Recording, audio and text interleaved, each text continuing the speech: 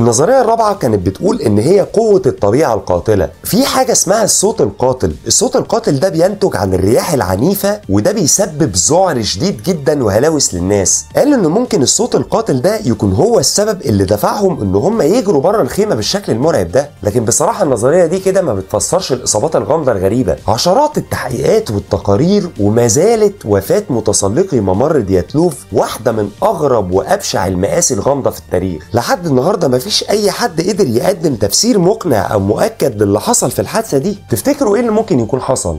وهل كان في حد معاهم في الجبل في اليوم ده؟